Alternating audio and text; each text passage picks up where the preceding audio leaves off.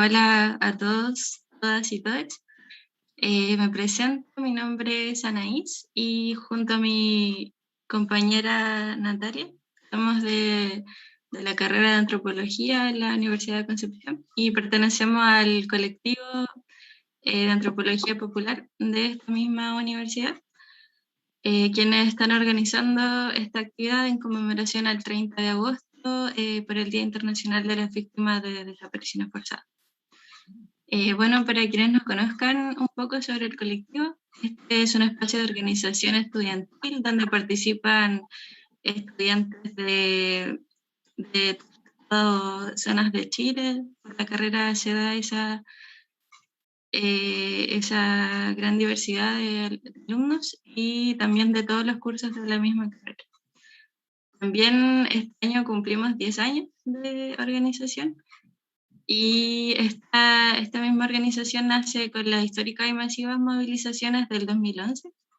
Y desde ese entonces que creamos un espacio para reflexionar, criticar y organizarnos en contra del sistema imperante capitalista y cómo esto trae repercusiones en toda la sociedad, ya sea en la educación, salud, roles de género, en el trabajo, entre otros ámbitos.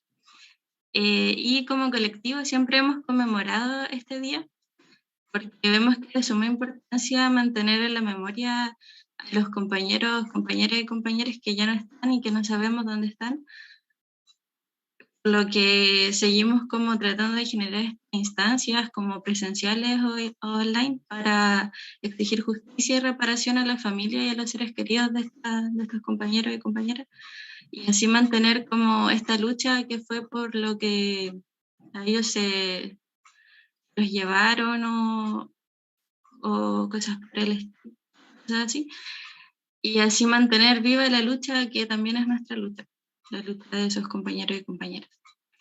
Y este ya es el segundo conversatorio, el final como del ciclo conversatorio, y vamos a dar como una recapitulación de lo que fue el primero sobre el caso de los 43 alumnos de Ayotzinapa, que lo dará mi compañera Natalia. Buenas noches, casi, a todas las personas que nos están viendo. Mi nombre es Natalia, como ya dijo mi compañera, y esta es parte de una jornada de conversatorios que hicimos como colectivo. Y para esto creo que es importante, creemos que es importante recapitular más o menos lo que se hizo en el anterior, el día domingo a las 5:30, si no me equivoco, a las 5, perdón, en el cual nos enfocamos en el caso de los 43 desaparecidos de Ayotzinapa, donde nuestra expositora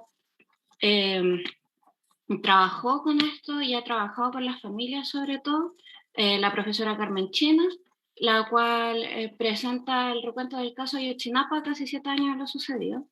Le da un enfoque más que nada, aparte de la contextualización de lo que sucede durante ese año, también hace un llamado a la gente que no esté vinculada con las personas detenidas desaparecidas, a las familias, a las madres, hermanos, estudiantes, adultos, a seguir con la lucha hasta conseguir la justicia para estas personas que solo por creer en una educación mejor y en una sociedad que sea más igualitaria, fueron desaparecidas. Así que esperamos que esta jornada sea tan buena como la anterior. Claramente tenemos una expositora acá que igual sabe muchísimo del tema, así que esperamos que todas las personas que estén viendo disfruten de esto y para poder seguir ahora con la metodología de esta jornada. Para seguir con el curso de la actividad, damos inicio a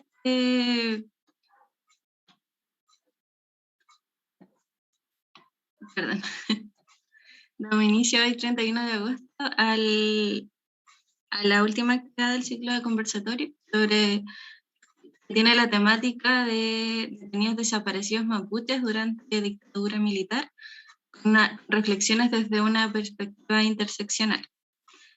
Entonces, voy a explicar la metodología de esta actividad, que es la misma de la actividad anterior. Trata de una breve contextualización del día y luego nuestra invitada expondrá sobre el tema mencionado. Luego de esto se abrirá un espacio para preguntas, dudas o comentarios del tema, y ya después daremos cierre y reflexión con los merecidos agradecimientos, obviamente, y así ya terminar esta última actividad. Doy paso a mi compañera Natalia para la breve contextualización del día. Ya, para empezar, creo que es importante dar una pequeña contextualización de quiénes son los detenidos desaparecidos, o sea, las desapariciones forzadas, perdón. Y para esto es necesario saber que una desaparición forzada es cuando se arresta, detenga o traslada contra su voluntad a las personas o que éstas resulten privadas de su libertad o de alguna forma por agentes gubernamentales de cualquier sector o nivel, por grupos organizados o particulares que actúen en nombre del gobierno o con su apoyo directo e indirecto, su autorización o su asentimiento y que luego se niegue a revelar el paradero de estas personas o a reconocer que están privadas de la libertad y así no pueden acudir a la protección de la ley. Esta es una pequeña definición de lo que realmente es, y además hay que considerar que esta se usa en gran parte del tiempo para infundir terror en los ciudadanos. Por lo tanto, en pocas palabras, en realidad, es inculcar este miedo en las personas para que no sigan luchando por sus propias convicciones o la convicción de un colectivo de personas. Las desapariciones forzadas también es un problema a nivel mundial, que no solamente se ha dado en México, como lo vimos en la jornada anterior, sino que también se da en Chile y sobre todo las personas que son nativas de acá, como son los mapuches. Y se ha dado en Latinoamérica a lo largo de los años y es importante considerar esto, que no es un problema menor, sino que es un problema muy, muy grande y que en gran parte de los casos no se da la respuesta necesaria por parte de los gobiernos y estos sistemas de Estado que se supone que son para la protección de las personas de un Estado.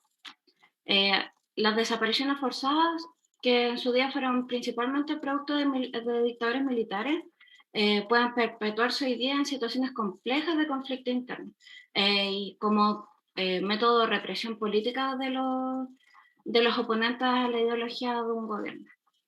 Es importante también considerar que gran parte de estas personas no militan en algún tipo de partido, algunas sí obviamente, pero muchos han sido solamente por luchar por cosas que creen que son mejores. Así que creo que igual es importante considerar esto, que no es solamente para personas que militan, sino que para cualquier persona que tenga una mentalidad opuesta a la ideología del Estado actual. Así que ahora vamos a pasar a la presentación de nuestros expositores. Así que le doy el paso a Anaís. Bueno, finalmente gusto de presentar a nuestra expositora María José Lucero, antropóloga social, con estudio en México y Temuco. Se ha dedicado a trabajar en estos temas de derechos humanos en el territorio mapuche y también como perspectivas de género. Y igual si ella se quiere presentar a más cabalidad puede hacerlo.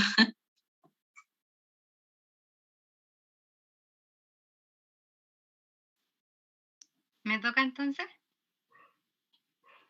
Bueno, primero que todo agradezco el espacio y también las felicito por construir este tipo de espacios que son tan importantes. Al final entendiendo que la antropología tiene un rol como mucho más allá de lo académico, que se puede entender igual en términos políticos, la importancia de tejer puente con distintas luchas. Entonces, en ese sentido, las felicito por este espacio y también agradezco que me hayan invitado.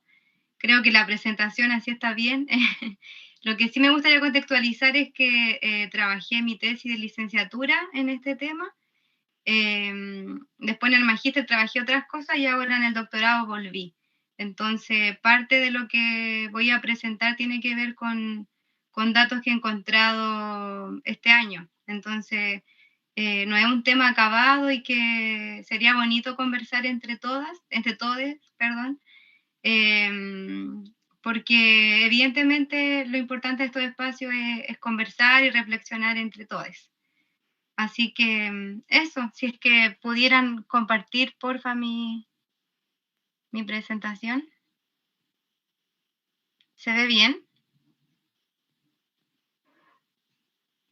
Yo lo veo como chiquitito. Bueno. Está bien. Ya, muchas gracias. Bueno, la siguiente lámina, ahí está el título, eso ya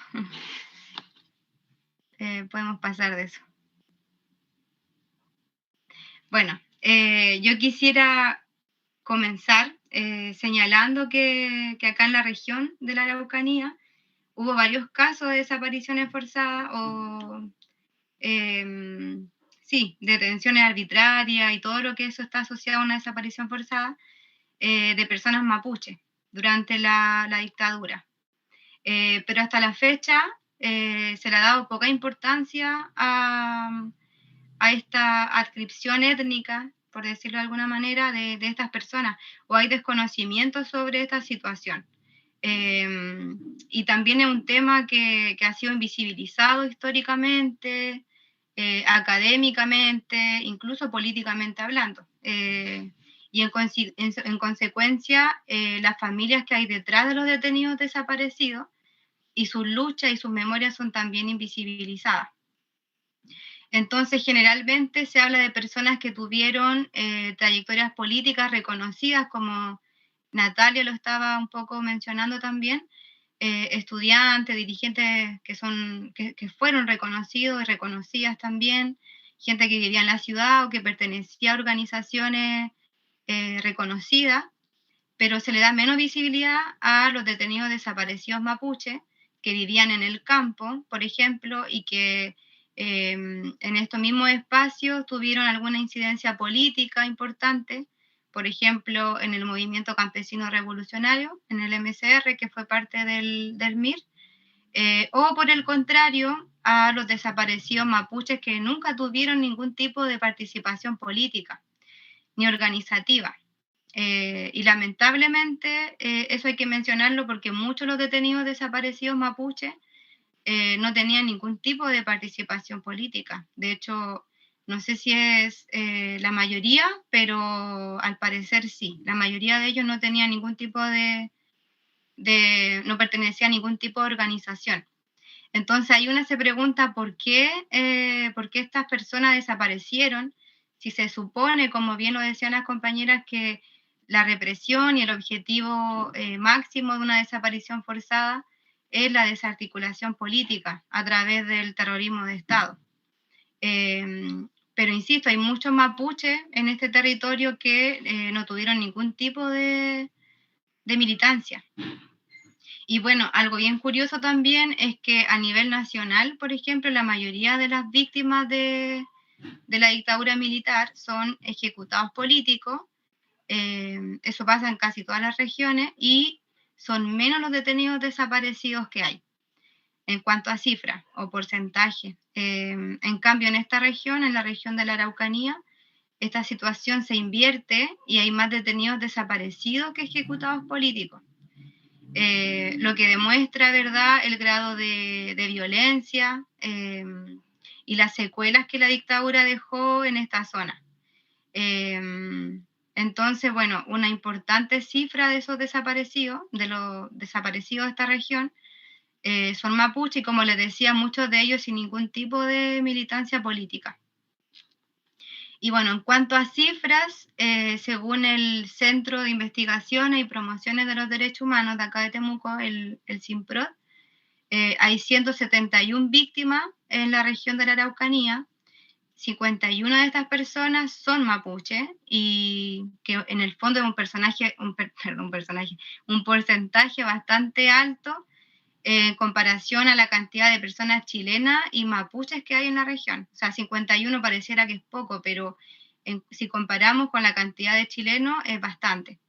Y de esas 51, 20 son ejecutados políticos y 31 son detenidos desaparecidos. La mayoría mapuche.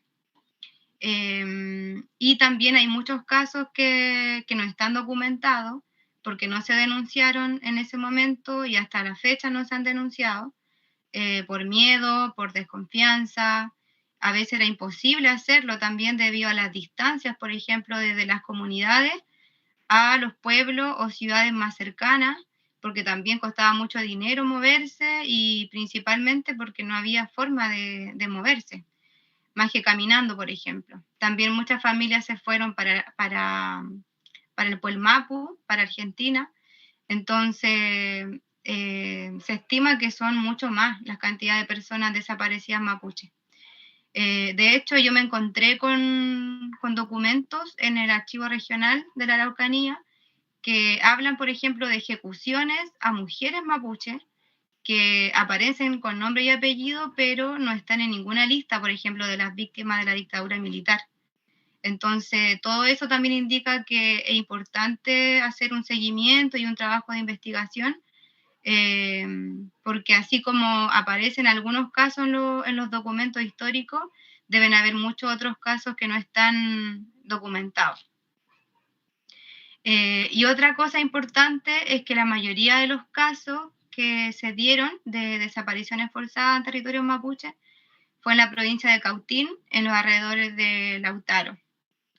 Y bueno, en estas fotos que yo puse aquí en esta lámina, aparece a la izquierda Nelson Curiñir Lincoqueo, que él militaba en la Jota, era estudiante de la UFRO, mapuche, y su caso es muy emblemático porque fue el primer detenido desaparecido en aparecer, o sea, apareció su cuerpo después de 17 años, ya en democracia entre comillas, y es un caso bastante importante porque fue el primero, o sea, a nivel nacional fue el primer caso.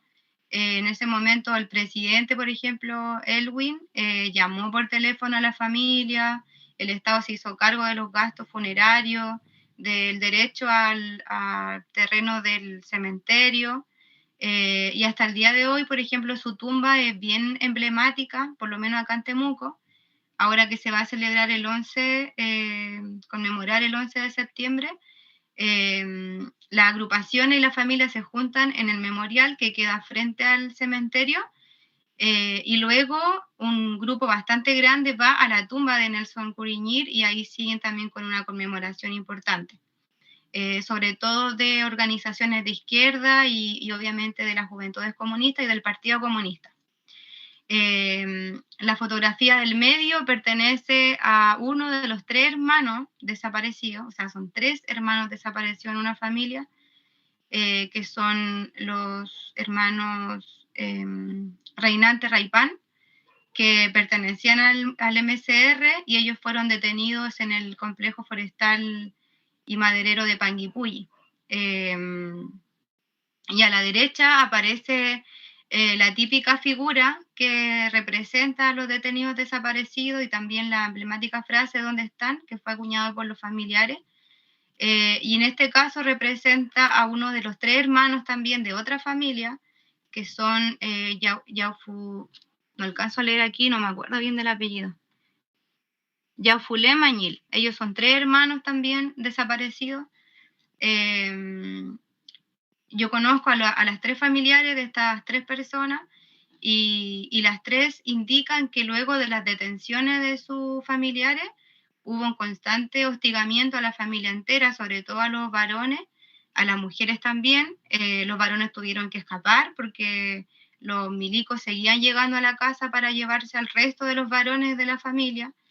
Y constantemente escuchaban frases de los carabineros diciendo, por ejemplo, que a ese indio hay que matarlo. O sea, era una constante de parte de los agentes estatales. Y bueno, la siguiente lámina, por favor. Entonces, con todo esto, también yo me preguntaba qué especificidades socioculturales son las que envuelven las concepciones mapuche de la muerte y la ausencia de los cuerpos de los detenidos desaparecidos. Yo intenté sistematizar un poco de lo que yo he podido ver y analizar de esta situación, pero creo que es mucho más complejo que eso. O sea, como les explicaba, estoy en pleno proceso también de investigación. Hay muchos datos, pero también el análisis queda abierto y sin duda que es un tema que da para mucho. O sea, como también les comentaba, hay poco sobre el tema y por lo mismo es necesario que se visibilice, que se hable, que se abran este tipo de espacios también para pensar conjuntamente sobre las desapariciones forzadas mapuche. Y bueno, una de las cosas que llama la atención es que la violencia de la dictadura fue extrema, sí fue extrema por parte de agentes estatales, pero también porque hubo violencia de parte de civiles y latifundistas. Entonces, la mayoría de los casos de detenidos desaparecidos se da en la provincia de Cautín, mayormente se da en la comuna de Lautaro, y justo en ese territorio mapuche es donde tuvo mucha presencia el MCR, el Movimiento Campesino Revolucionario, como apoyo del MIR, y también se dio el famoso cautinazo, que fueron estas corridas de cerco y las masivas expropiaciones de tierra que se dieron en este lugar. Entonces fue tanta la cantidad de tierras que se expropiaron en esta zona, que una vez que llegó el golpe de Estado y la dictadura, muchos latifundistas vieron como una oportunidad de volver a recuperar sus tierras, entre comillas, de ellos, pero también una oportunidad de venganza.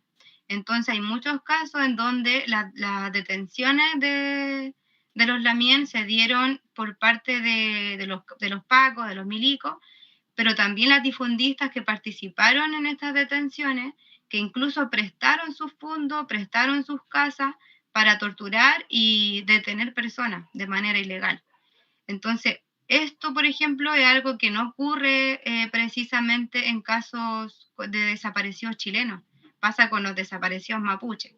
Y ahí hay que entender, obviamente, todo este contexto que se dio durante el gobierno de la UP y la reforma agraria y todo el conflicto político-territorial que eso generó y que hasta el día de hoy sigue existiendo. Por lo tanto, una de las condiciones como de impunidad que se dio en esta zona para desaparecer personas fue eso. O sea, muchos civiles vieron la oportunidad de una revancha, de una venganza. Otra cosa importante que también pasa en cualquier desaparición forzada es que se da la muerte desatendida dentro del círculo familiar. Eso quiere decir que no se atiende al muerto porque no hay un reconocimiento explícito de su muerte, porque no está el cuerpo, por lo tanto no se sabe si está vivo o está muerto. Tampoco se atiende a los deudos, a las deudas, porque obviamente es un duelo que está abierto para toda la vida al momento de no despedirse adecuadamente, pero también significa la pérdida cultural de algunas prácticas. Entonces, no solamente desaparecen las personas, desaparecen también algunas prácticas culturales, como por ejemplo los tejidos comunitarios, porque después de una desaparición hay mucho miedo, estigmatización, hay mucho aislamiento de la familia. Obviamente no se puede realizar un elugún de manera correcta, que necesita 4 días, por ejemplo. Hay toda una concepción en torno al puyú, que es el espíritu de la persona, que requiere también un cuidado especial, en donde se le pone a la persona difunta, se le pone su ropa favorita, por ejemplo, o la que más usaba, la del trabajo, sus herramientas de trabajo, mate, con hierba, con agua, con comida. Y bueno, son muchos los elementos que son importantes dentro de estos 4 días y que obviamente no se puede hacer al momento de no existir el cuerpo. También está el caso de una familia, por ejemplo, que en el momento de la detención de uno de un familiar, fue justo en la etapa del huechipantu, del huiñol chipantu.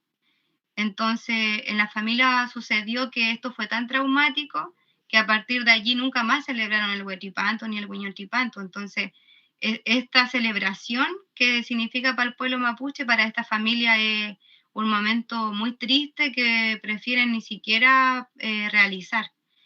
Y obviamente el Mapuzungún, porque luego de que las mujeres se encargaron de las búsquedas de estas personas, con vida al principio y después cuando buscaban los cuerpos y también justicia, fueron constantemente violentadas por las instituciones. También las trataban de indias, las empujaban, algunas de ellas vivieron un secuestro incluso, detenciones ilegales. Entonces muchas de ellas y muchas familias dejaron incluso de hablar mapuzungún. Esto ocurría desde antes, obviamente, una cuestión que pasa desde hace mucho tiempo, pero en la dictadura también se agudiza. Lo otro es que el proceso de muerte, por ejemplo, y el deceso de una persona no se limita a lo biológico, porque al momento de una muerte, por ejemplo, en el pueblo mapuche se piensa que el puyú sale del cuerpo antes del deceso, como que la persona empieza a avisar que va a morir a través de, por ejemplo, animales, a través de algunas moscas, por ejemplo, de pájaros, de sueños también, de los peumas. Entonces pasan muchas cosas. Y hay un caso también de una papay que dice que mientras estaba tomando mate, se acercó una perdiz a la ventana y que ella lo vio inmediatamente como una mala señal. Y estaba tomando mate con un vecino y el vecino le dijo lo mismo. Le dijo que si no le pasaba algo malo a ella, le iba a pasar algo malo al marido. Y esto fue como unas 3 semanas antes de la detención del marido de esta papay. Y bueno, es difícil hablar de que las desapariciones forzadas mapuche se dan porque detrás hay un racismo, por ejemplo, o que solamente por ser mapuche fueron desaparecidos. Es muy difícil llegar a esa conclusión, pero sí hay efectos racializantes en estos casos, como los que ya les mencionaba. O sea, desde el momento en que empiezan a buscar a los cuerpos o a sus familiares o la justicia, desde ahí que son hasta el día de hoy tratadas todavía con mucha discriminación racial. Muchos agentes cuando llegaban a detener a estas personas, como también yo les mencionaba, tenían este tipo de comentarios como matar a estos indios. Entonces eso tampoco pasa en otros contextos. Y al ser también mujeres que, por ejemplo, vivían en las comunidades de su marido, después de la desaparición ellas empezaron a vivir mucha pobreza. Entonces son grupos que son bastante estigmatizados, racializados, empobrecidos, que es importante entender esos efectos que no se dan, por ejemplo, en otros contextos. Y bueno, por último, algo que también pasa en toda Latinoamérica es que la desaparición forzada se entiende como el peor suceso traumático de las dictaduras militares. El peor trauma que dejaron las dictaduras militares en el Cono Sur. Por lo tanto, es un tipo de muerte más traumática. Obviamente, las ejecuciones y los asesinatos también son parte de un trauma y también son terribles, y también son parte de un genocidio, por ejemplo, que organizó las mismas dictaduras militares, pero indudablemente una desaparición implica incertidumbre de por vida y los procesos de duelo son todavía mucho más difíciles de vivir en la familia. Además, también la desaparición forzada es una tortura. Hay instituciones y autores que entienden una desaparición forzada como una tortura permanente en la familia, debido a que el ocultamiento de la información provoca angustia, frustración y dolor constante y para toda la vida en esta familia. Incluso Pietro Sferraza, él es un abogado, y no sé si es italiano y vive acá en Chile o es chileno, en Valparaíso. Él dice que las desapariciones forzadas son un ilícito permanente porque tiene una característica que se prolonga en el tiempo y que es justamente la denegación de la información. Entonces no es cualquier tipo de delito, es un delito que hasta el día de hoy sigue vigente y que se actualiza día a día mientras no exista información sobre lo que ocurrió con los cuerpos de estas personas. Por eso la importancia y por eso las agrupaciones de familiares y de derechos humanos exigen verdad y acabar con el pacto de silencio de los militares, porque sí saben dónde han arrojado los cuerpos, pero lamentablemente, si no están los cuerpos, no hay evidencia de este crimen, de este delito. Entonces, obviamente, no hablan, justamente por eso. No rompen con ese pacto de silencio que empezó los primeros meses de la dictadura, o los primeros días incluso. La siguiente lámina, porfa. Y bueno, otra cuestión importante también de tomar en cuenta, como les decía, el racismo con que operaron los milicos, los militares y los latifundistas contra las comunidades mapuches de la provincia de Cautín. Igual es bien, o sea, como les decía recién, es bien difícil sostener que detrás de las desapariciones forzadas hubo racismo, porque hubo muchos detenidos desaparecidos chilenos también, y en toda Latinoamérica. Entonces la desaparición forzada no es algo que afecte exclusivamente a los pueblos indígenas, pero sí hay algunos elementos que indican que algunos militares, carabineros y latifundistas tuvieron actitudes bastante racistas al momento de las detenciones y el hostigamiento que continuó después. Pero no solamente como agentes estatales de manera particular, sino que desde el Estado y la misma institucionalidad. Como les comentaba al principio, yo en este momento estoy realizando mi tesis doctoral, estoy en plena investigación, en antropología también, y estoy haciendo revisión de documentos históricos en el Archivo Regional de la Araucanía, y ahí yo me encontré con situaciones bastante delicadas y que posiblemente hablen de una lógica racista que operaba detrás de las detenciones, asesinatos, las desapariciones de personas mapuche. Entonces, hay dispositivos desaparecedores, ese es un concepto de Calveiro, dispositivo desaparecedor, que construyeron una imagen de los mapuches como terroristas y peligrosos, lo que creó las condiciones de impunidad que hasta la actualidad se perpetúa. Y en estos casos, desde la antropología se han abordado muy poco las condiciones estructurales o estos dispositivos desaparecedores que permitieron las desapariciones forzadas de los mapuches y las concepciones que las familias tienen en torno a este problema. Y bueno, otro dispositivo desaparecedor fue la prensa y el papel que tuvo en la contrainsurgencia, por ejemplo, sobre todo en el Diario Austral, que lamentablemente eso sigue pasando también. Por ejemplo, hubo una nota del Diario Austral que no era titular, pero sí aparecía con letras grandes en negrita, y una foto en donde uno de los mapuches que aparece era Nelson Curiñir, que fue la primera imagen que yo les mostré. Y bueno, en esa nota hacen pública la detención de más de 50 mapuches, refiriéndose a ellos como terroristas asociados al MCR. Y esa nota apareció como 10 días después del golpe, o sea, fue como por ahí el 20 de septiembre. Y claro, tenía esa lógica de crear imágenes de los mapuches como terroristas y que por lo tanto se merecían morir o desaparecer. ¿Me pueden dar un segundo, por favor? Mi gata hija me está llamando.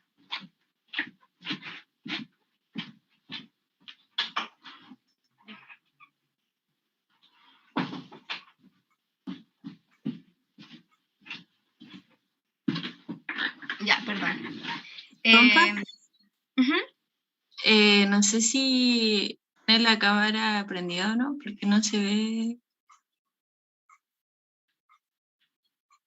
Ahí sí. Ahí sí. ¿Ahí? Ya. Bueno. Ya. Y bueno, como les decía, la prensa tiene ese rol como de generar estas condiciones, pero también la misma institución logró hacer como este tipo de condición para que la desaparición forzada ocurriera. Entonces, bueno, aquí en esta lámina yo puse un extracto de un documento que es un bando del día 14 de septiembre del 73, o sea, 3 días después del golpe militar, donde los militares envían como un comunicado a la ciudadanía de la provincia de Cautín para que cuiden su aspecto. Y ese aspecto, o sea, ellos se referían a no parecer extremistas marxistas. ¿Y cuál es la idea del extremista marxista? La persona que anda con pelo largo, con barba, con ropa sucia, descuidada. Y si nos ponemos a pensar, por ejemplo, en toda esta zona, en cualquier zona rural, cualquier campesino, y en este caso mapuches, que eran los que vivían, bueno, siguen habitando el territorio, son personas que trabajaban en el campo, por lo tanto, andaban siempre con ropa de trabajo que obviamente estaba sucia, que obviamente tenía barro, que obviamente estaba rota. Además, si pensamos en esa época era mucho más difícil acceder a ropa, a cualquier tipo de ropa. Entonces, muchos de ellos también utilizaban el pelo largo. Y en ese sentido, claro, esto queda abierto, no es que realmente esa sea la lógica, pero por lo menos sí da la condición de tomar detenido, mejor dicho, a cualquier persona que ande de esa manera. Y en ese sentido, uno de los dispositivos desaparecedores podría ser esto y también la manera en que la prensa creaba la imagen de los mapuches como terroristas. Entonces, si juntamos como todas estas condiciones, en el fondo se dan los espacios para generar desapariciones forzadas en este territorio y asesinatos también, en donde los propios latifundistas también aprovechaban ese mismo contexto para poder llevar a cabo este tipo de venganza o de revancha una vez que empieza el golpe militar.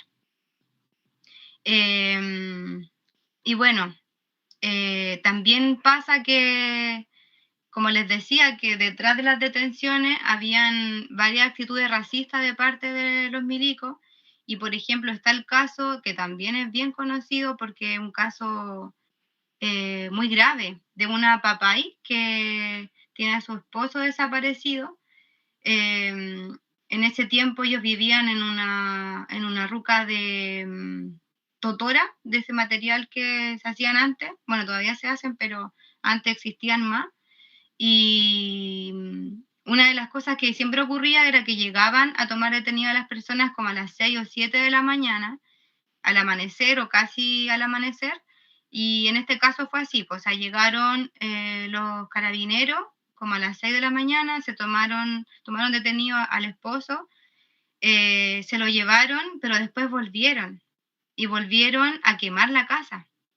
Y la papá escuchó que cuando ella, mientras estaba adentro con su hijo, escuchó que desde afuera los pacos decían: quememos a estos indios de mierda. Y efectivamente quemaron su ruca. Le pusieron alambres por fuera para que ella no pudiera escapar, y además ella estaba con 6 hijos, donde el más chiquitito tenía 4 meses y la más grande tenía 7 años. Entonces, la violencia que se vive en este territorio es extremadamente fuerte. Ella logró salir con vida, igual que su hijo, gracias a la ayuda de un vecino y porque ella misma pudo con un hacha romper su casa. Y hasta el día de hoy su marido no aparece, pero sigue existiendo como ese tipo de miedo y de una idea como de que vivieron racismo y que lo siguen viviendo, incluso a través de los mismos tribunales, de agentes estatales que están ahora trabajando en esos espacios. Entonces, claro, con esto no quiero decir, insisto, en que detrás de una desaparición forzada hacia una persona mapuche hay racismo, pero sí está envuelto, o sea, sí hay un carácter racista que sería como bien interesante entender por qué pasan este tipo de cosas y por lo tanto agudizan aún más las experiencias que viven estas mujeres. La siguiente lámina, por favor.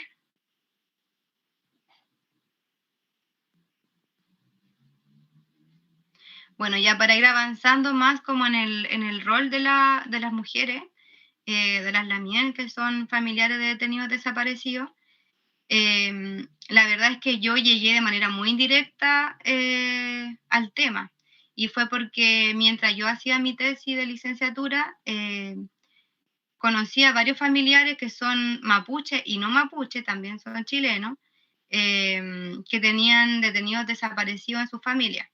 Entonces yo empecé estudiando los aspectos simbólicos del duelo en contexto de desaparición forzada, acá en Temuco, con las agrupaciones de familiares de acá de Temuco, y fue ahí cuando yo me encontré con esta situación de que la mayoría de las personas desaparecidas eran varones, y en el caso mejor dicho, la mayoría eran varones y la mayoría también mapuche.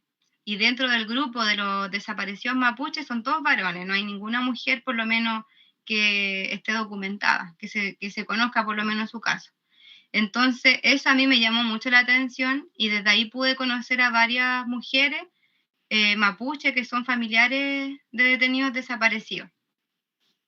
Entonces yo ahí me fui encontrando con casos, como ya les contaba, de hasta 2 o 3 personas desaparecidas en una misma familia, incendios, por ejemplo, en sus casas, que yo no he escuchado tampoco en otros casos de desapariciones hacia chilenos, que debe haber, pero yo por lo menos no los conozco. Hay un hostigamiento posterior a las detenciones y la lógica de que son indios y por lo tanto siguen buscándolos con esa...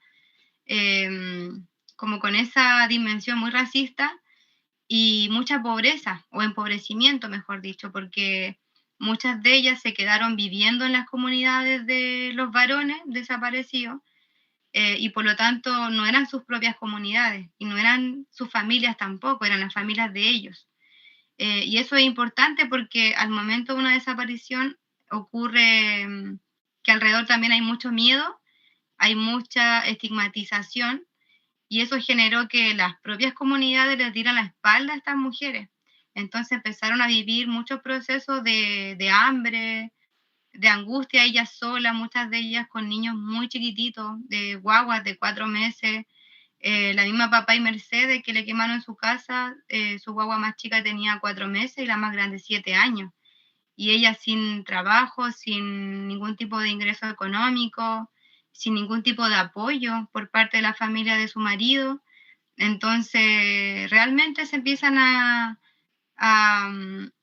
vivir un aislamiento dentro de las comunidades, que eso igual es importante de mencionar, pues, para no romantizar también estos procesos, porque no siempre se da la organización y la articulación, a pesar de que hay mujeres que obviamente sí lo hicieron, sobre todo las que vivían en la ciudad o más cerca de la ciudad de Temuco, pero para las comunidades esto fue mucho más complicado y fue mucho más difícil.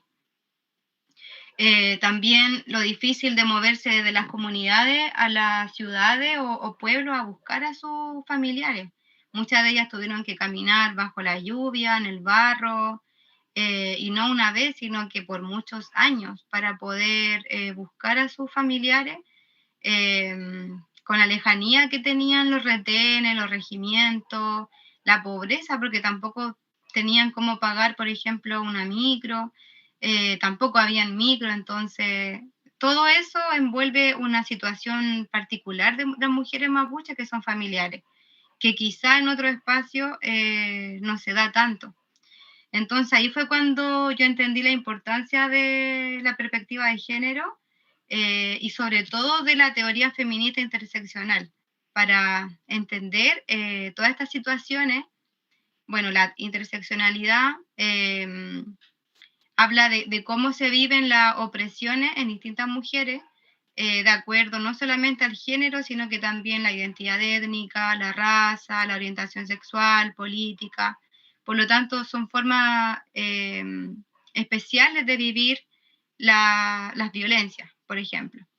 Y esto surge en Estados Unidos, en contextos también judiciales, con Kimberly Crenshaw, una mujer negra que entendía la interseccionalidad justo así, como una forma de habitar el mundo y de experimentar el mundo de manera mucho más aguda que una mujer, por ejemplo, blanca, de clase media, urbana. Entonces ahí también empecé a entender como la importancia de esta forma de entender la experiencia de estas mujeres. Y bueno, todos los casos que conozco, como les mencionaba, siguen esta misma regularidad, que los desaparecidos son varones, las mujeres de la familia son quienes se han encargado de buscar sus cuerpos y el acceso a la justicia. Y entonces las relaciones de género no solo están pautando las relaciones dentro de la esfera familiar, comunitaria o política, sino que también la forma en que viven la represión de la dictadura militar. Y bueno, también muchas de ellas lamentablemente tuvieron que transformarse en actoras políticas después de que desaparecieran sus familiares, al momento de organizarse y exigir justicia, como algunas sí lo hicieron, sobre todo las que vivían acá en Temuco o cerca. Y también en esta foto, por ejemplo, a la derecha aparece la Papay Zoila, que conocí también, soy muy amiga de uno de sus hijos que ahora está vivo. Ella falleció hace como 3 años y en sus manos lleva el letrero con la foto de su hijo Nelson, que también fue el que les mostré al principio, que apareció su cuerpo en el año 91. Pero no todas las mujeres tuvieron estos espacios políticos en donde ellas poder buscar justicia, sino que también se han apropiado de otros espacios. Eso yo encuentro también interesante de no entender a estas mujeres que, por ejemplo, quizás no tienen como una acción política tan evidente o tan pública, sino que al momento de caminar desde sus comunidades hasta los pueblos, buscando a sus familiares, buscando justicia, vinculándose de repente con algunas organizaciones de derechos humanos, con la academia, dando testimonio y sus relatos, por ejemplo, eso ya es una lucha que pocas veces nos cuesta reconocer, como que siempre nos vamos a mirar a las luchas que son más públicas, por ejemplo. Entonces ahí también igual es importante avanzar en los debates feministas que hay sobre la politización de las identidades de la familia de los detenidos desaparecidos mapuche, a partir de un análisis que tome en cuenta justamente el colonialismo, el racismo, la violencia patriarcal que han configurado al final estas experiencias de búsqueda de las Lamien. Y además de reconocer las violencias que ellas vivieron, porque obviamente vivieron y siguen viviendo muchas violencias, también es importante, como les decía, reconocer que se apropiaron y que se siguen apropiando de espacios sociales y políticos que son menos convencionales o menos conocidos. Quizás no son mujeres que están articuladas, organizadas junto a otras mujeres, ni tampoco que sean dirigentes, ni tampoco fueron una voz pública, por ejemplo, en todos estos años, pero sí son mujeres que se transformaron en las proveedoras del hogar, muchas de ellas, algo que no era tan común tampoco en la época, porque obviamente los varones no estaban, o sea, desaparecieron, ellas tuvieron que hacerse cargo del hogar, y con eso desestabilizaron también los roles de género más tradicionales. También han buscado los cuerpos de sus familiares en distintos lugares, como les decía, siguiendo los casos judiciales hasta el día de hoy, que es bastante desgastante, y bajo ninguna circunstancia han renunciado a buscar justicia. Entonces, y bueno, muchas de ellas ya han muerto, otras tienen más de 80 años, diabetes, o sea, están muy cansadas, pero siguen luchando en este tipo de espacios más familiares, íntimos, judiciales, para encontrar justicia.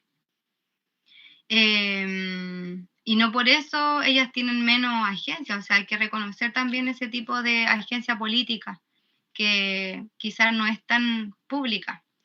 Entonces, todo esto nos dice que las Lamien se transformaron indudablemente en actoras políticas, en la lucha por la justicia, también por la verdad, y todo esto a través de sus memorias y testimonios, que es como la gran herramienta que tienen ellas, y son conscientes también de eso. Porque al hablar también aparecen, obviamente, recuerdos, emociones muy fuertes, dolorosas, traumáticas, pero aún así lo hacen sabiendo todo lo que eso implica, y porque son súper conscientes de que esta forma de hablar, de testimoniar, hace visible en el fondo un acontecimiento histórico, y también con eso ellas intentan aportar a una verdad sobre lo que pasó y sigue pasando. Entonces, bueno, todo esto con la intención también de mantener viva la memoria y de sus familiares. También devolverles dignidad, porque muchos de ellos no tenían militancia política, que obviamente no tiene nada de malo, pero es visto como algo negativo. Y ellas dicen, aún así, dicen que mi hijo o que mi esposo estaba metido en cosas, como que así lo explican ellas, entendiendo ese estigma que hay hacia los desaparecidos, como que si por militar tuvieran casi el derecho de estar desaparecidos, como que ellos se los buscaron también. Y bueno, la siguiente lámina creo que ya es la última. Parece que me estoy pasando igual un poco en el tiempo. Ya para ir terminando, entonces, me gustaría ir como tirando algunas ideas para cerrar, como les decía también para conversar, porque claro, no es algo cerrado, no es algo que esté así como concluido, sino que es una investigación abierta y independientemente de que yo esté metida en esa investigación, es un tema que debería colectivizarse, hacerse más público y que sea parte también de nuestras reflexiones en distintos espacios. Entonces, bueno, primero me parece que es súper importante reconocer la perspectiva interseccional de cómo nos puede ayudar esa perspectiva para entender la experiencia de estas mujeres. Y en primer lugar porque el género y la memoria colectiva últimamente han mostrado bastante interés mutuo en términos académicos y se han enriquecido también. O sea, entendemos que, como lo dice Elizabeth Yellin también, que los impactos de las dictaduras militares fueron diferentes para hombres y para mujeres. O sea, conocemos bastante sobre, por ejemplo, las torturas que se aplicaban hacia la mujer y la tortura sexual. Pero también existen otras víctimas, mujeres, que son justamente estas mujeres, que a lo mejor no vivieron la tortura de manera directa, que quizás no fueron todas ellas detenidas, pero viven hasta el día de hoy en sus memorias una manera particular de entender lo que pasó en la dictadura militar. Lo otro es que, claro, son mujeres y son mujeres mapuches. Y como les decía, son mujeres mapuches que han sido empobrecidas y constantemente violentadas por las instituciones hasta el día de hoy. Muchas de ellas ya murieron sin ver nunca los cuerpos de sus familiares o nunca ver justicia, nunca haber conocido la verdad de lo que realmente pasó con sus familiares. Entonces, es importante entender estas experiencias como experiencias que están cruzadas por distintas posiciones y opresiones que se basan en el género, la identidad étnica, la clase, las distintas adhesiones políticas, sociales, etc. Y en el fondo es como tener presente cómo esas estructuras de opresión se cruzan y hacen que las mujeres y las mujeres mapuches, que son familiares de detenidos desaparecidos, vivan una particular forma de entender la memoria y entender la violencia que hubo en el pasado y que sigue existiendo. Por eso es que las memorias de las mujeres, de las Lamien, son una forma particular de construir memoria. Y eso es súper importante porque es uno de los objetivos que ellas siguen teniendo, construir memoria y no olvidar. Entonces igual es importante situar como todas esas memorias dentro de algo histórico, dentro de también las violencias coloniales, del racismo, del genocidio, porque en el fondo la dictadura militar no es una violencia nueva, no es un acontecimiento de violencia nuevo para el pueblo mapuche. Es parte de un continuum de violencias coloniales y estatales desde el Estado chileno hacia el pueblo mapuche, incluso desde el Estado argentino también al pueblo mapuche, pero que en dictaduras se agudizaron, igual que en otros periodos de la historia, pero no es un acontecimiento histórico aislado en donde el pueblo mapuche sufrió, sino que es uno de los tantos acontecimientos históricos que vivió el pueblo mapuche. Bueno, y eso fue una discusión que también apareció mucho para la revuelta popular. Y otra cosa que también habría que pensar es como esto de las políticas públicas de reparación en el marco de la justicia transicional, porque la justicia transicional no considera al pueblo mapuche como en su dimensión cultural, espiritual, por ejemplo, porque importante sería que el Estado chileno pidiera perdón, un perdón histórico, entendiendo justo que el genocidio que se vivió en dictadura es uno de los tantos y que en el fondo forma parte de un continuo de violencia que incluso hasta el día de hoy vemos, o sea, hasta hace muy poco hubo otro asesinado mapuche. Y eso lamentablemente es probable, altamente probable que siga pasando.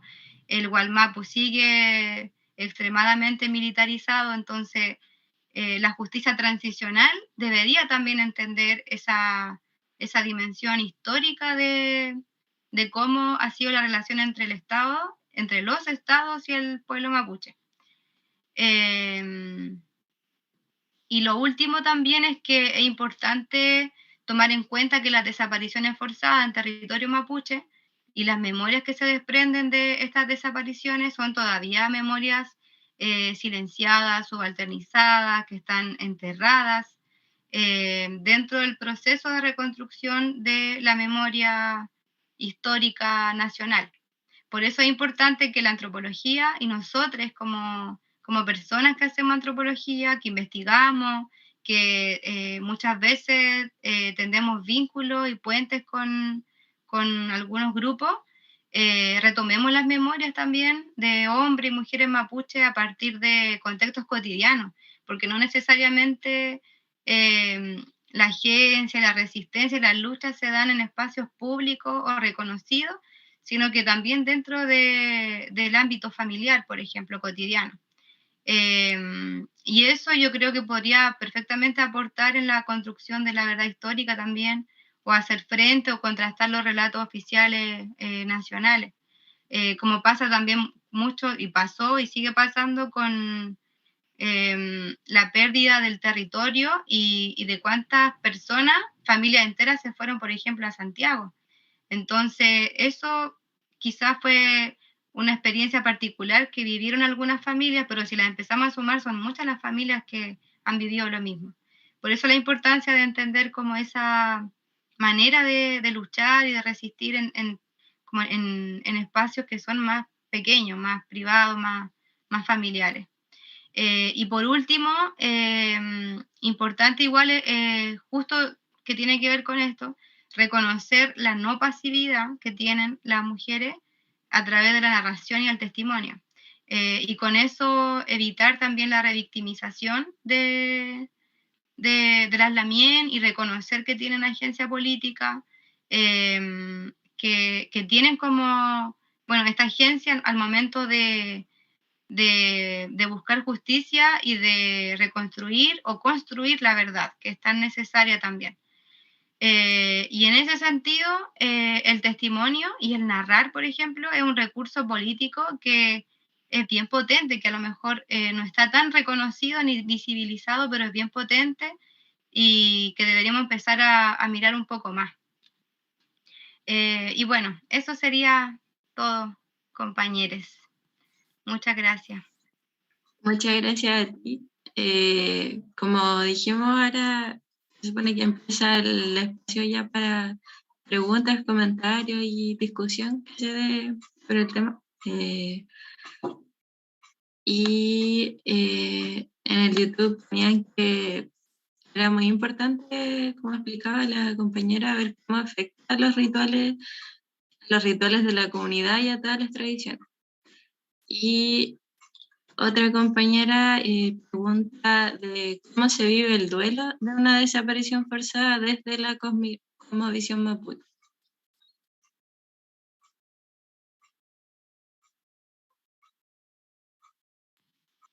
¿Respondo ahora? ¿Sí? Bueno, la forma en que se vive el duelo, la verdad es que es bastante compleja, porque, como les decía, la importancia del Elugun es como generar las condiciones para que el puyú de esa persona que falleció tome su camino y se vaya. O sea, de hecho, la intención como del Elugun, despedir a la persona y que realmente se vaya, que no se quede acá como en el espacio de los vivos, sino que se vaya al espacio de los muertos. Sin la idea de esencializar ni nada, pero como que ese es el objetivo en el fondo de un Elugun, darle como todas las condiciones, comodidades y darle todo lo necesario para que la persona tome ese camino, con comida, con ropa, con todo lo necesario. Entonces, al momento de no existir el cuerpo, obviamente no se puede hacer esta despedida. Y muchas también me explicaban, por ejemplo, que al no despedirlos, por ejemplo, el puyú de sus familiares aparecía a través de los peumas y les decían como me estoy ahogando, literalmente, me estoy ahogando. Entonces ellas decían, el espíritu de mi hermano está debajo del agua, está en el río o está en el mar, pero está en algún lugar y se está ahogando ahí. Mientras yo no lo saque, mientras yo no saque aunque sea un huesito, no puedo despedirlo y mis hermanos no van a quedar nunca tranquilos y nunca se van a ir, siempre van a estar acá. Otra señora, por ejemplo, me explicaba que su mamá dejó de comer durante muchos años y que eso fue porque su hermano la empezó a enfermar también, porque el hermano nunca se fue de la casa, nunca se fue como de la comunidad porque no lo despidieron. Y bueno, está como esa idea de que el Puyú sigue dando vuelta, que están sufriendo y que están enfermando al resto de la familia. Pero ellas también tienen como algunos mecanismos o no sé si decir la palabra mecanismo, pero intentan, por ejemplo, prenderle velas, como tratar de hacer algo para pedirles que se vayan, pero ya a estas alturas como que también han perdido la esperanza de que eso pase. O sea, han tenido que vivir toda la vida con ese duelo inconcluso, esa muerte extraña, inconclusa, desatendida. Eh, y por lo tanto, yo creo que bueno, no es que lo hayan dicho ellas, pero yo desde afuera veo que lo que a ellas les da tranquilidad es conversarlo, por ejemplo. Y también han conocido a personas que son chilenos y que son militantes de algunas agrupaciones de derechos humanos.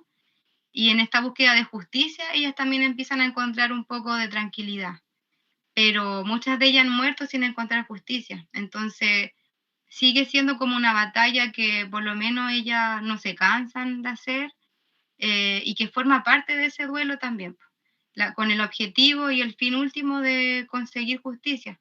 Pero como que en términos de tranquilidad, eso ha sido un poco lo que ellas hacen. O sea, el hablar también, ellas dicen que muchas veces al hablar sacan todo eso que tienen guardado porque también se transforma en un tabú, que no hablan dentro de la familia ni con nadie más. Entonces, eh, es un duelo bastante difícil, al menos, bueno, para los chilenos también, una desaparición forzada. Realmente yo creo que es una tortura permanente, porque hasta el día de hoy, aunque ya han pasado casi 50 años, no está la certeza de que esa persona está muerta o está viva.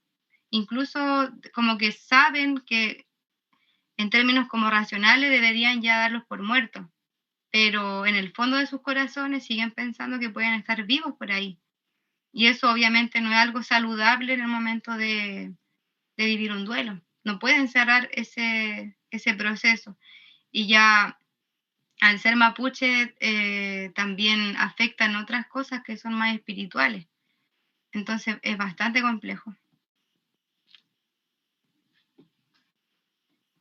Bueno, primero que nada agradecerte igual por la presentación. La verdad es que son instancias que uno debería aprovechar.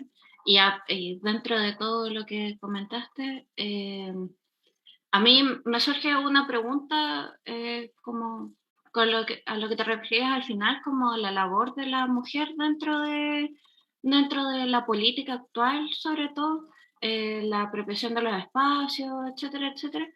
Eh, y como igual me interesa como saber cuál crees tú, considerando que has conversado con las familias de personas detenidas desaparecidas, cuál crees que es la labor política actual de las generaciones que vienen ahora, de gente de Mapuche sobre todo, considerando que la familia de muchas de las personas desaparecidas van muriendo y con ello muere su memoria en gran parte de los casos cuando no hay nadie más eh, que la recuerde, por decirlo de alguna manera. ¿Cuál crees tú que es como la labor dentro de la política actual, en el proceso actual constituyente que se está viviendo y en el contexto de la búsqueda de detenidos desaparecidos mapuches? Considerando que igual es un factor importante que creemos que es necesario recordar y avalar dentro de la nueva constitución, ya que son cosas que todavía no se cierran, heridas que siguen abiertas y aún le queda mucho tiempo por cerrar.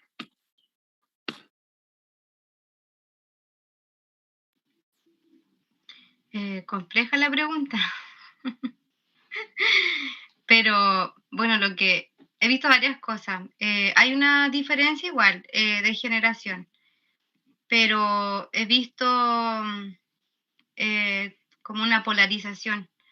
Los más jóvenes de la familia o las más jóvenes o se meten de lleno a apoyar a sus mamás o a sus tías como en todo este proceso de búsqueda de justicia y reparación también, o por el contrario, no, como que ya dan, no sé si por olvidado, pero un poco como que cambian la página, porque sienten que igual es muy desgastante, o sea, han visto toda su vida desde que nacieron, han visto el sufrimiento de su familia y llega el punto en que ya no quieren seguir con eso, con esa lógica, o sea, crecer con literalmente el fantasma de una persona. Y también con el dolor que le transmitió su abuela o su mamá, que es parte de la identidad casi de la familia. Entonces también pasa mucho eso, que las nuevas generaciones, la mayoría yo creo que opta por eso, de dar vuelta a la página y la verdad es que no tienen un rol muy político dentro de estas luchas, pero también hay unos que sí, y en ese sentido el rol es más de apoyo. No veo tampoco como un rol muy activo, como con ideas o que se estén articulando mucho con otras agrupaciones, sino que van más como de apoyo, acompañando, como que están ahí, acompañando siempre a su familia. Y justamente yo me pregunto igual con esto de la nueva constitución, siento que quizá es como un espacio, una base para pensar justamente la justicia transicional, la reparación y como les mencionaba, que ideal sería que el Estado, aunque sea simbólicamente, pero pedir un perdón histórico sobre este continuum de violencias que ha tenido el Estado con el pueblo mapuche. Y creo que quizás este sea el momento para empezar a plantearlo y entender que evidentemente las desapariciones forzadas fueron diferentes en cada territorio.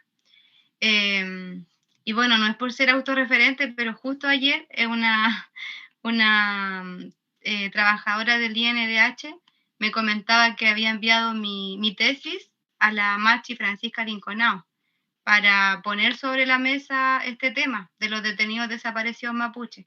Claro, mi tesis es algo muy pequeño y está súper mal, yo veo muchos errores, pero permite de alguna manera, así como otros trabajos, permite por lo menos hablar y poner en la mesa que existen detenidos desaparecidos mapuches, porque evidentemente están invisibilizados, están olvidados, y es necesario para, obviamente, construir memoria, no olvidar. Y si se quieren hacer cambios, obviamente hay que mirar hacia atrás primero, de todo lo que el pueblo mapuche ha vivido. Entonces yo sí siento que es un espacio idóneo ahora, pero la pregunta es cómo van a hacerlo, porque en el fondo se han construido espacios también desde abajo en algunos territorios, pero todavía es como muy pronto para saber cómo va a surgir eso.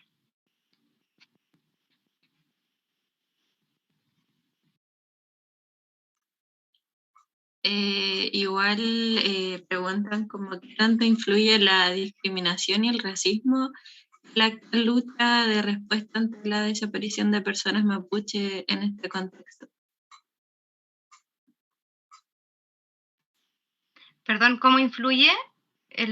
Se cortó un poco. ¿Cómo influye la discriminación y el racismo en la lucha de respuesta ante la desaparición de personas mapuche en este contexto? Yo ahí creo que sí opera bastante el racismo. Bueno, sabemos que la justicia es clasista, es patriarcal y es racista. Entonces, en estos casos no hay ninguna diferencia, o sea, sigue operando mucho el racismo de parte de los agentes estatales que están dentro de los espacios. O sea, para empezar, ellas son hablantes de mapuzungún. Muchas de las lamien hablan limitadamente el español y aún así han tenido que todos estos años ir a audiencia, han tenido que leer, o sea, ni siquiera saben leer, han tenido que pedir ayuda a sus familiares para poder leer de repente documentos que nadie entiende porque tienen un lenguaje demasiado pegado a las leyes. Entonces, empezando por ahí, ya hay una discriminación racial que no reconoce la lengua, por ejemplo, no reconoce la importancia de la oralidad, tampoco reconoce la importancia de adecuarse a los tiempos y a los espacios de estas mujeres. Muchas de ellas viven muy lejos de las comunidades, no tienen, por ejemplo, auto para moverse, y tienen que caminar muchos kilómetros para llegar a la carretera y tomar una micro que las lleve a Lautaro.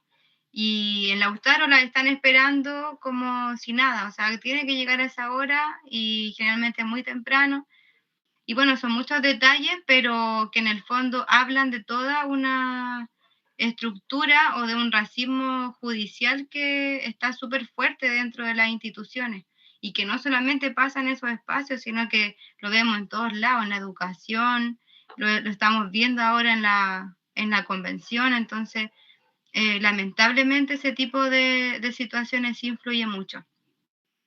En un principio, por ejemplo, varias de ellas iban a alguna audiencia y no las dejaban entrar y las trataban de indias. O sea, y esto hace poco, en los años 90. Entonces, hasta el día de hoy ellas siguen sintiendo como esa aspereza dentro de esos espacios. También hay casos que sí fueron, entre comillas, resueltos, que siguen siendo súper injustos porque las condenas son muy bajas, pero por lo menos hay un reconocimiento en algunos casos.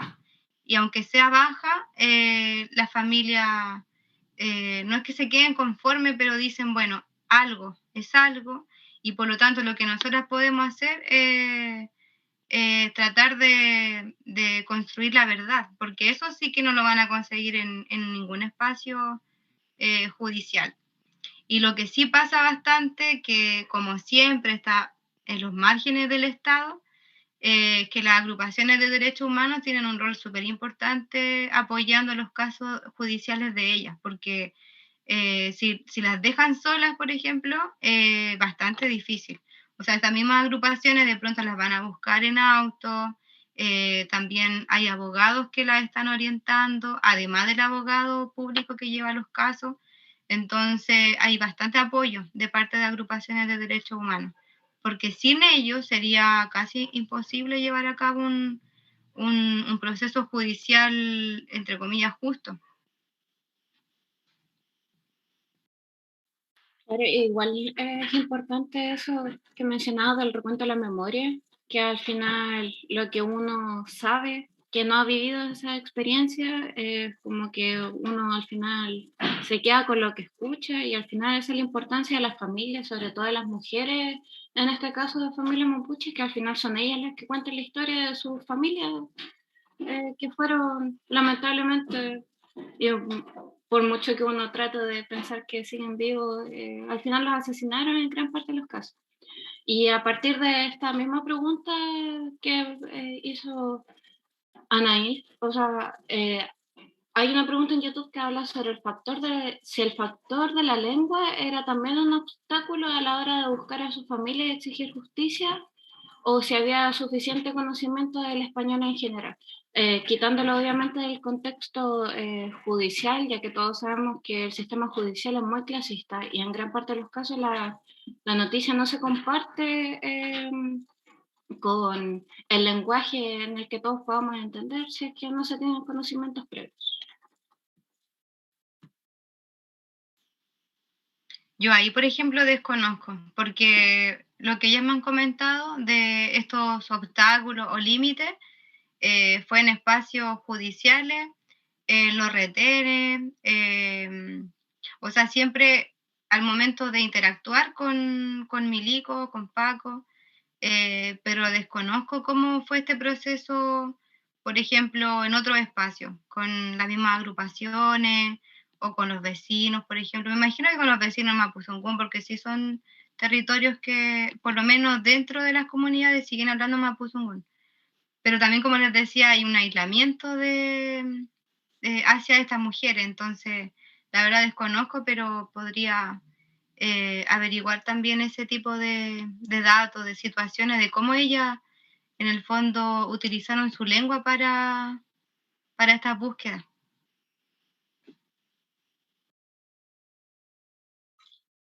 Sí, igual yo encuentro que es como súper relevante ese factor como dentro de la búsqueda, sobre todo para quienes como no se manejaban para nada en el español, debe haber sido súper difícil.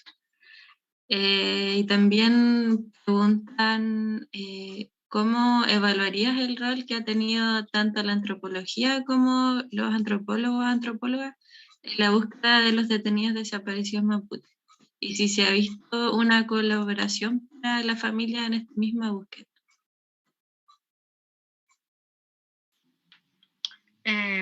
Yo diría que lamentablemente ha sido poco lo que se ha hecho desde la antropología. Sí reconozco de otras ciencias sociales, desde el periodismo, obviamente desde el derecho, todo el acompañamiento que han tenido en términos legales, también desde la psicología también se ha trabajado, pero desde la antropología súper poco, y ahí es donde yo pienso la importancia de poder coadyuvar en estos procesos, porque, por ejemplo, una psicóloga, o sea, no es por desmerecer para nada el trabajo que hacen, pero sería ideal que una psicóloga o un psicólogo pudiera tomar en cuenta, en consideración, elementos culturales del pueblo mapuche, porque probablemente desde la psicología se puede entender un duelo como un duelo, un dolor como un dolor, pero ¿qué pasa con lo espiritual? ¿Qué pasa con esta comprensión de que son los espíritus los que están enfermando a la familia, en donde incluso pueden llegar a matar a otra persona de la familia? Eh, Quizás para un psicólogo eso podría ser la depresión, pero no es eso. O sea, para el pueblo mapuche tiene otra manera de entender como este proceso.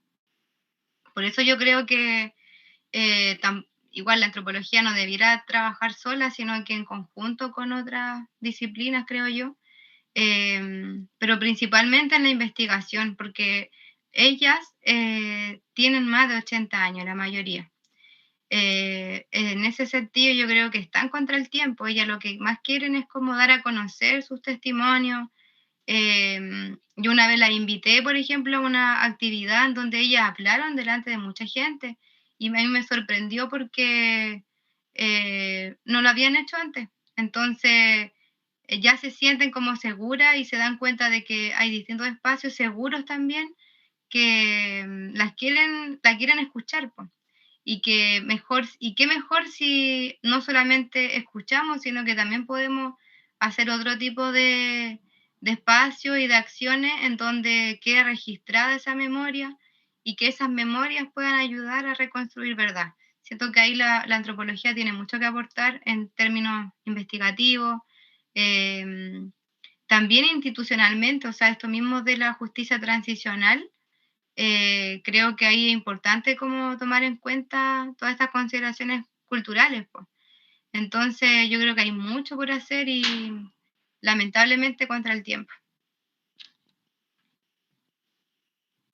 Y ya como para finalizar la ronda de preguntas, a mí igual como que yo, para contexto, yo soy de primer año en antropología, así que recién vengo llegando. eh, y me preguntaba, ¿cuál crees que es la labor de los futuros antropólogos dentro de este contexto? ¿Cómo nosotras como antropólogos tenemos que tomar esta labor de ayudar en el tema de desapariciones forzadas, considerando que gran parte de las personas tienen esta idea de que el antropólogo solamente ve el pasado, que al menos a mi parecer no es tan así? ¿Cómo crees tú que nosotros tendríamos que trabajar para ayudar en un futuro a las personas que exponen esta memoria de las personas que han desaparecido eh, en contexto de dictadura, y sobre todo que también se sabe de casos de personas que desaparecieron durante la revuelta del 2019?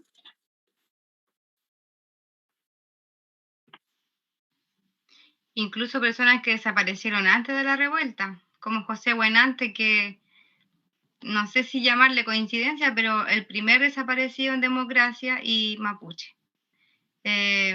Bueno, hay varios espacios. Yo creo que la antropología, de verdad que yo antes no creía tanto que se podían hacer cosas. Estaba un poco desencantada de la academia y todavía hay muchas cosas que podemos criticarle. Pero yo creo que siempre hay que tratar de buscar como otros espacios, porque sean como lo que están haciendo ustedes también. Esto mismo se puede extrapolar y llevar a cualquier otra dimensión y cualquier otro contexto, independientemente si son desapariciones forzadas o no. A esta altura de la vida ya es como imposible, yo creo que ya no va a pasar que aparezcan los cuerpos, sobre todo si la teoría que más peso tiene es que lo arrojaron al mar, o sea, es imposible que aparezcan. A estas alturas también muchos militares, muchos latifundistas que tuvieron que ver con el asunto, están muriendo, están viejos, ya no van a hablar. Entonces, la verdad es que es bastante difícil como querer ayudar en eso. Pero sí, por ejemplo, creo que una tarea que podríamos hacer es visibilizar más. Si bien la palabra visibilizar como que siempre la utilizamos, como que para todos visibilizar, pero en estos casos donde realmente son memorias silenciadas, donde realmente son memorias subalternizadas, que se entierran, que no sé por qué razón, ni la academia, ni a veces las propias comunidades se han interesado en este tipo de violencia que se vivió en dictadura militar. Entonces creo que una tarea principal sería comenzar por ahí, como yo creo que se pueden hacer varias cosas de acompañamiento también, siempre tratando como de que sea lo más horizontal posible, porque también pasa mucho que la antropología, las personas que hacen academia, mejor dicho, más que la academia, se apropian muchas veces del conocimiento del pueblo mapuche, del dolor del pueblo mapuche para escribir más papers y todo lo que sabemos. Pero también yo creo que se puede entender la academia como un arma importante de construcción de verdad, por lo menos en estos casos, porque otro tipo de salida va a ser muy difícil, o sea, es muy difícil que se consiga justicia, imposible que aparezcan los cuerpos a esta altura, o muy poco probable, mejor dicho. Pero sí, yo creo que una tarea importante es esa, como empezar a mirar como este tipo de contextos que nosotros también hemos sido parte de esa invisibilización. Muchas gracias. Como ya para finalizar, en realidad, agradecerte a ti, María José, por tu exposición y por darte el tiempo de trabajar con nosotros como colectivo. Si bien el colectivo tiene 10 años ya, igual es importante siempre ir viendo caras nuevas, académicos nuevos, para no quedarnos en lo mismo de siempre. Así que te agradecemos por tomar parte de tu tiempo y juntarte con nosotros a conversar sobre un tema tan importante como este. Eh, Además de esto, y como una pequeña reflexión para la gente que nos está viendo, sobre todo, y que nos verá considerando que estos en vivo se guardan. Que esta no es una lucha que se tenga que quedar hasta acá, sino que todos tenemos un rol importante como personas empáticas frente al dolor de los demás, en que las desapariciones forzadas no es algo que alguien merezca solamente por tener un partido, una ideología política, sino que es algo que no debería ocurrir en ningún tipo de casos. Además, considerar también que es un momento de detener esta discriminación hacia el pueblo mapuche de muchas personas, que ellos también fueron parte del proceso de desaparición y de tortura durante la dictadura militar y hasta el día de hoy siguen siendo en gran parte violentados. Así que siento que igual es importante recordar estas cosas y trabajar todos nosotros como personas para detener esto poco a poco. Si bien no va a ser un proceso fácil ni rápido, es importante tener en consideración estas cosas. Y ya como para cerrar esta jornada de conversatorios que hemos tenido del día martes, como conmemoración del 30 de agosto, agradecer a nuestras dos expositoras también y agradecer a la gente que ha compartido con nosotros en estos pequeños momentos de conversación y espacios que se han dado, sobre todo considerando la pandemia, que igual uno ya está un poquito cansado, pero se agradece mucho la participación de todos y todas los que han querido participar. Y ahora te dejo el espacio a ti, María José, por si quieres dar unas pequeñas palabras y darle un mensaje a estos nuevos estudiantes de antropología que van llegando cada año y a las personas en general también. Las últimas palabras, como si hubiera hablado poquito. No, de verdad que no me queda nada más que agradecer por el espacio, de verdad que las felicito. Se ve que hay mucha motivación, compromiso, como que hay varias ideas que yo creo que eso es lo que nunca hay que perder. O sea, si me piden un consejo como mientras están estudiando antropología, creo que eso nunca hay que perderlo porque pasa mucho también, porque en el camino como que una a veces se deja llevar por cuestiones más teóricas y queda ahí nomás, pero nunca hay que desvincularse del contexto en el que uno o una está rodeado.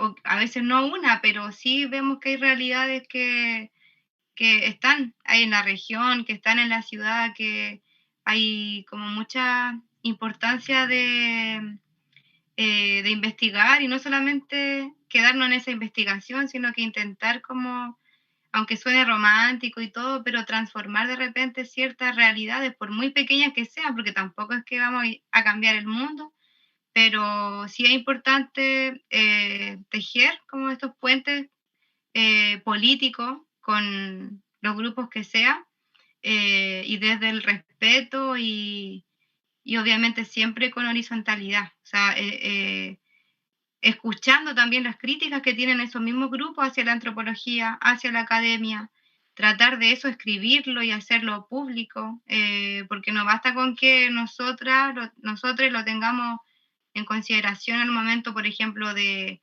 hacer una tesis o de un trabajo pequeño, sino que hay que ponerlo, hay que escribir sobre eso, hay que ser lo más honesta y honeste posible al momento de hacer cualquier tipo de investigación y después cualquier tipo de acción. Eh, y obviamente cuando hacemos antropología también hay una subjetividad que está presente y un posicionamiento político. Y creo que eso es lo que nunca hay que dejar de lado porque nada es objetivo, todo lo que escribimos, todos los autores, autoras que estamos eligiendo son parte de una convicción obviamente política y eso no le resta, obviamente, no le resta credibilidad, no le resta validez y al contrario, hay que obviamente defender también esa postura siempre y cuando vayan de la mano con las personas que trabajamos. Creo que eso es lo más importante. Así que bueno, agradezco nuevamente y felicidades por todo. Muchas gracias.